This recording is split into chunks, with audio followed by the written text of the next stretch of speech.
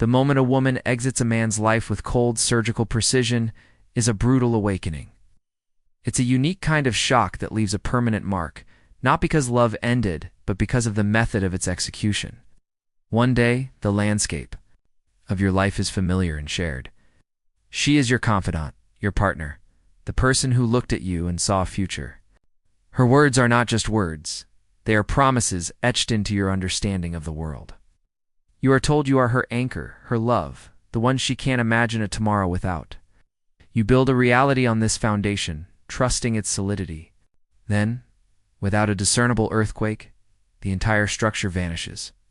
There is no grand finale, no explosive argument that provides a clear reason. No tearful, drawn-out goodbye that offers a chance for a final embrace or a moment of understanding. Instead, you are met with a void. The silence is deafening, a stark contrast to the noise of the life you once shared.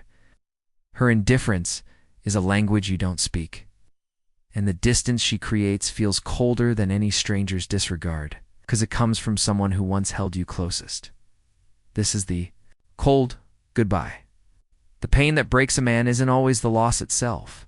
It's the unnerving ease with which she executes it. It's the absence of hesitation. The lack of a backward glance, the very things you believed were non-negotiable clauses in the contract of love. It feels like a profound betrayal of the shared history you built, because it suggests she was no longer a co-investor in that reality. You were left operating on the assumption of a partnership, sprinting a race with everything you had, only to finally look beside you and realize your teammate had not just stopped running but had left the track entirely long before you even noticed she was gone. The brutal truth you were forced to confront is that you were the last one to know. The common and catastrophic mistake is to believe a woman leaves the day she walks out the door. The truth is far more insidious. Her departure is a slow, silent migration of the heart that happens long before her physical absence makes it official. Men operate on a timeline of action and event. We see the final act as the defining moment. Women, however, operate on a timeline of emotion and feeling, and the final act is merely the last scene in a play that has been running for months. The real leaving happens in the quiet moments you didn't think to notice. It happens when she stops sharing the tiny, insignificant details of her day, not out of malice, but because the urge to connect on that minute level has quietly extinguished itself. It's the death of 1,000 tiny cuts you never felt. You notice the symptoms, but misdiagnose the disease. Her texts become functional, stripped of the emojis and energy that once made them feel like a conversation. Her patience, once vast and understanding for your quirks, becomes paper-thin. The enthusiasm that colored her voice when she talked about your shared plans fades into a polite, neutral tone. She stops asking about your day not because she knows the answer, but because the answer no longer feels essential to her own emotional landscape. She stops planning the future because, in her mind, the future with you has already been archived. You, clinging to the memory of who she was, explain it all away. She's stressed with work. She's going through something. It's just a rough patch. But while you're offering these rationalizations, she is emotionally packing her bags. She is having silent conversations with herself, rehearsing the goodbye, justifying the decision, and slowly transferring her emotional investment out of the shared account of your relationship. By the time she verbalizes it or gathers her things, she is not at the beginning of her grief. She is at the end of it. The connection has been severed piece by piece in her mind until one day, the weight of it is so faint that letting go feels less like a loss and more like a release. For you, it's a sudden amputation. For her, it's the final moment after a long, slow healing process, where the cast is finally ready to come off. This disparity in timing explains the most gut-wrenching aspect of the cold exit, her apparent ability to move on with a speed that feels inhuman. It's not that she is heartless or that the love wasn't real. It's that her emotional processing happened on a hidden schedule, entirely separate from your own. While you were operating in the present tense, believing every day was another page in your ongoing story, she was quietly writing the epilogue. Her grieving was a solitary internal affair. The tears were shed, not on your shoulder, but in the car after a frustrating interaction, or into her pillow on nights when the emotional distance in the bed felt wider than the physical space. The doubts were wrestled with in silence. The arguments had and won entirely within the courtroom of her own mind. She mourned the loss of the man she fell for, the future she envisioned, and the connection she cherished, all while sitting across from you at the dinner table. By the time she articulates her departure, the storm has already passed for her. The emotional debt has been paid in full, in installments you never saw deducted. This is why she carries not the raw, bleeding pain of a fresh wound, but the quiet, settled relief of closure.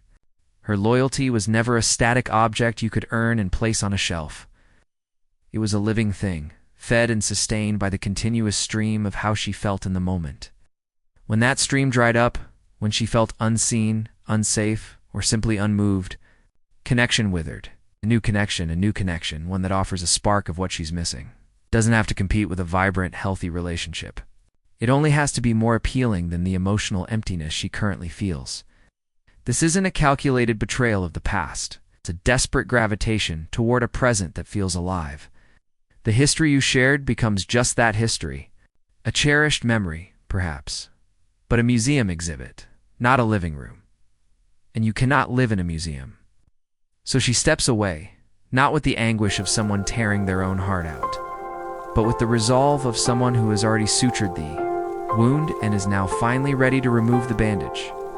Confronted with this reality, a man's instincts, forged in a furnace of loyalty and a desire to fix what is broken, invariably lead him to make the exact wrong moves. The pain is so acute, the confusion so total, that the only response seems to be a full-scale campaign of reclamation.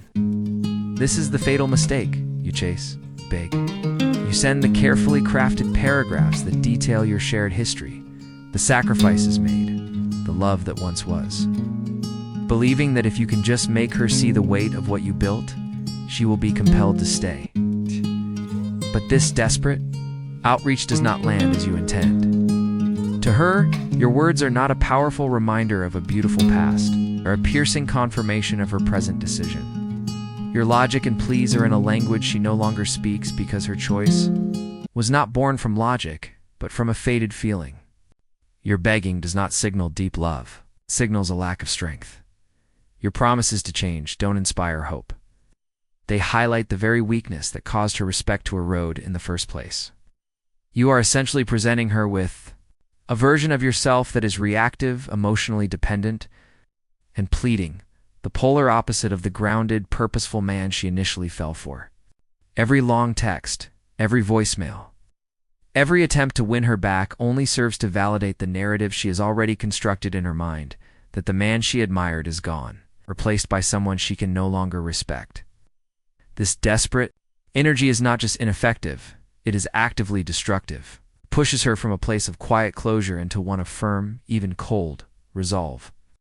She may have left with a sense of sadness, but your chasing can transform that into annoyance, then into pity, and finally, into a hardened certainty that blocking your number is an act of mercy for you both. Oh. You are trying to repair a collapsed building by painting the rubble, not understanding that the foundation itself has been gone for months. In your attempt to prove your value through pursuit, you only succeed in devaluing yourself completely in the only court that matters now. Her perception, the only path through this devastation, the sole response that holds any power, is the one. That feels most counterintuitive. Radical acceptance. You must let her go. Not with bitterness, but with a grim, a clear-eyed understanding that her departure is not the opening of a negotiation, but the final statement in a conversation that ended long ago. Your power is not found in trying to pull her back into a story she has already closed the book on, but in your ability to close your own. This means ceasing all communication. It means refusing to send that one last text, to check her social media for clues, to dissect her every past word for hidden meanings. Her silence is not a puzzle to be solved. It is the answer, and it is the only one you will ever get. This process is not about her. It is the foundational act of rebuilding yourself. The lesson seared into you by this experience is that you must never again outsource your sense of worth to another person's presence or approval. Your mission, your standards, your purpose, these must become the unshakable core of your identity. The center of gravity that keeps you upright when everything else is pulled away. Letting go is the ultimate act of self-respect. It is you declaring, through your actions, that you will not devalue yourself any further by chasing someone who has already left. In this refusal to beg, you perform a quiet alchemy, transforming your pain into discipline. This is how you build a frame of strength that no future departure can ever truly shake. The strange irony is that this is also the only thing that might ever give her pause, the realization that the man she thought would shatter without her instead grew quieter, stronger, and more focused. But that cannot be the goal. The goal is to reach a point where her return is irrelevant. You integrate the pain, you learn its lessons about maintaining respect and attraction. You become a man who understands that his value is non-negotiable. She left without looking back. Your strength is proven when you do the same, not out of spite, but because your eyes are fixed on a horizon that is yours and yours alone.